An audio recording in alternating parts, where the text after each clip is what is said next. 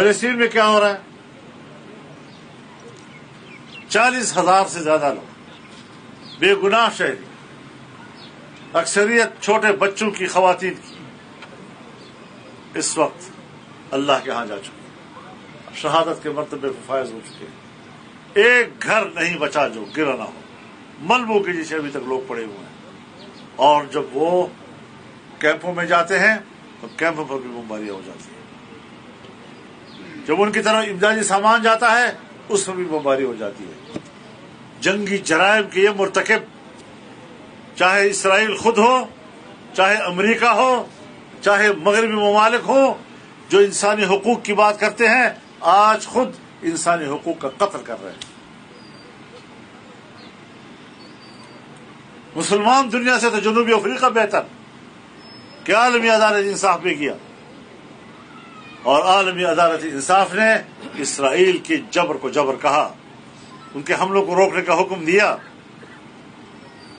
آئے نا امریکہ اس کو امپلیمنٹ کروائے، اس پر عمل درآمد کروائے، آئے نا مغربی دنیا۔ کہاں گئی انسانی حقوق کی تنظیمیں؟ کہاں گیا ایمنسٹی انٹرنیشنل؟ کہاں گیا ایمنسٹی، ہیومن رائٹس واچ؟ انسانی حقوق کی تنظیمیں ایسے وقت میں گم ہو جاتی ہیں۔ یہ انسانی حقوق کی تنظیمیں نہیں ہیں، یہ انسانی حقوق کے نام پر طاقتور دنیا، امریکہ اور عالمی قوتوں کی بالادستی کو تحفظ دینے والی تنظیمیں ہیں۔ مطلب آئیں پھر آج ذرا دیکھیں کہ انسانیت کے ساتھ کیا ہو رہا ہے۔ افغانستان میں انسانی حقوق کی بات کرتے ہیں، ان کو بچیوں کی تعلیم کی فکر ہو گئی ہے۔ ہزاروں بچیاں بارود کی آگ میں بھسم ہو چکی ہیں، روئے روئے سے ان کا، ہمارے مسلمان بھائیوں کا خون ٹپک رہا ہے، اور پھر بھی انسانی حقوق کی بات کرتے ہیں۔ شرم نہیں آتی ان لوگوں کو؟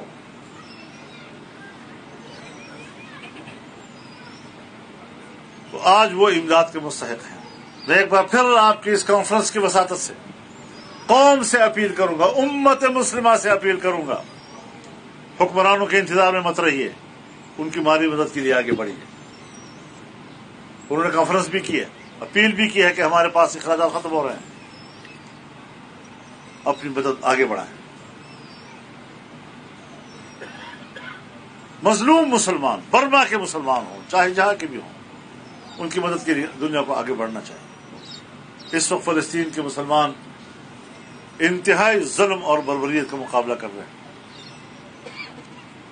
اور انشاءاللہ العزیز نقصان تو ہو گیا، لیکن 7 اکتوبر کے واقعے نے دنیا میں آزادی فلسطین کا ایک احساس پیدا کر دیا، اور سب سے پہلے سعودی عرب نے ریاست فلسطین کو تسلیم کیا، اور آج یورپ کے ممالک بھی ان کو تسلیم کرنے پہ آمادہ ہو گئے ہیں۔